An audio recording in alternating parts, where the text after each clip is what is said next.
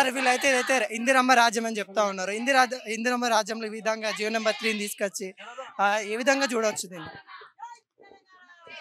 ఇందిరమ్మ రాజ్యం పేరు మీద మహిళల నోట్లో మట్టి కొట్టే పని చేస్తున్నది అనేది అలా ఇందిరా పార్క్ వేదిక ధర్నా ద్వారా మా భారత జాగృతి కవితక్క గారు నిర్వహించినటువంటి ధర్నాలో పెద్ద ఎత్తున ఇలా మహిళలు పాల్గొని, మహిళలు ఒక మహిళలే కాదు అన్ని ప్రజా సంఘాలు కూడా పాల్గొని ఈ జరిగినటువంటి నష్టాన్ని సరిచేయాలని చెప్పేటువంటి ఏ డిమాండ్ అయితే ఉందో ఆ డిమాండ్ను ఆమోదించాలని మేము విజ్ఞప్తి చేస్తా ఉన్నాం. ఇందిరమ్మ రాజ్యం అంటే మహిళల నోట్లో మట్టి కొట్టడం, రైతులకు రైతు బంధు ఎగబెట్టడం, అట్లాగే 2500 పెన్షన్ ఎగ్గొట్టడం అనేటువంటిది అనుకుంటున్నటువంటి రేవంత్ రెడ్డి గారు.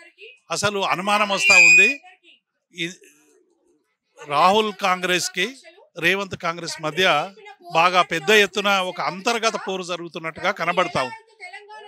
అందులో నుంచి భాగమే ఆ ఫ్రస్ట్రేషన్. మహబూబ్ నగర్ సభలో ఎవరో కూలగొడతారని కలలు గంటా ఉన్నాడు. ఎవరు కూలగొడతారో మాకు తెలియదు. కూలగొట్టే వాళ్ళందరూ ఆ వేదిక మీదనే ఉండొచ్చు. కానీ ఇవాళ ఆ భయంతో ఇవాళ మానవ బాంబులై పేలుతాం, లేకుంటే మేము పేగులు వేసుకొని తిరుగుతామని ఏదైతే మాట్లాడుతూ ఉన్నాడో, ఇటువంటి మాటలు మాట్లాడేటువంటి ముఖ్యమంత్రిని తెలంగాణ ఎప్పుడు కూడా చూడలేదు. కాబట్టి ముఖ్యమంత్రి ఇప్పటికైనా ప్రజలిచ్చిన అధికారాన్ని ఉపయోగించుకొని ఇచ్చిన హామీలు అమలు చేయాలని డిమాండ్ చేస్తూ ఉన్నాం. ఇక మా ముఖ్యమంత్రి కేసీఆర్ గారు చాలా స్పష్టంగా చెప్పారు, మేము 5 ఏళ్ళు ప్రజా పక్షం ఉంటాం, ప్రతిపక్షంలో ఉంటాం, మీరు పరిపాలన చేసుకోండి, ఇచ్చిన హామీలు అమలు చేయండి అని మేము పదే పదే చెప్తున్నా కూడా బీజేపీని అనలేక, బడేబాయిని అనలేక మా మీద తుపాకీ పెట్టి కాలుస్తున్నట్టుగా కనబడతా ఉన్నది. ఆయనకు వచ్చేటువంటి ముప్పు ఆయన బడేబాయి అట్లాగే లోపల ఉన్న చోటేబాయి తప్ప మేము కాదనేటువంటి విషయాన్ని రేవంత్ రెడ్డి గుర్తుంచుకోవాలని డిమాండ్ చేస్తాం. ప్రజాపాలన అని చెప్పారు, ఏది మహిళలకు సాన్నిధ్యత ఉన్న పాలన అని చెప్పారు. ఈరోజు చూస్తే తెలంగాణ తల్లిని మారుస్తాము, జియో నెంబర్ 3ని తీసుకురావడం ఏ విధంగా చూడవచ్చు? అంటే అనేక సుదీర్ఘకాలం తెలంగాణ అనేక పోరాటాలు చేసింది, అనేక ఉద్యమాలు చేసింది. వేలాది మంది తమ ప్రాణాలని తృణప్రాయంగా ఈ సమాజ నిర్మాణం కోసం ఇచ్చినటువంటి సందర్భాన్ని చూసాం.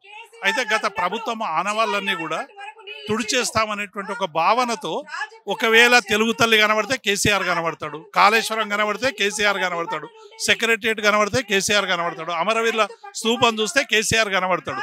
కాబట్టి కేసీఆర్ కనపడని ఏవైనా ఉన్నాయా అని వెతుకులాట క్రమం ప్రారంభమైనట్టుగా మనకు కనబడతా ఉంది. కాబట్టి ఏ ప్రభుత్వమైనా కంటిన్యూ ప్రాసెస్.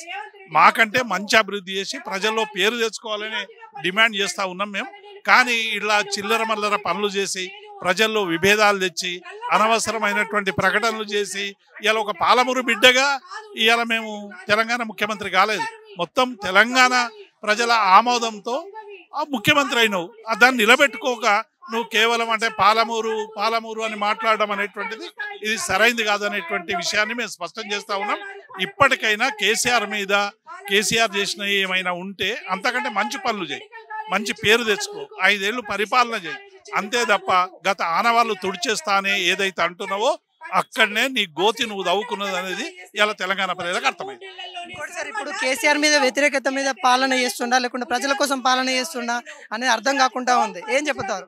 ఇప్పుడు ఎక్కడికి పోయినా తెలంగాణ పల్లె ఏమడుతున్నారు సార్. రేవంత్ రెడ్డిని ఎన్నుకున్నది మాకు రైతు బంధు ఇవ్వడానిక, లేకుంటే 2500 పెన్షన్ ఇవ్వడానిక, సిలిండర్ ఇవ్వడానిక? కానీ అట్లా కనబడతలేదు. రోజు కేసీఆర్ కుటుంబం మీద, గత ప్రభుత్వం మీద దాడి చేసే విధంగా మాట్లాడుతుండు.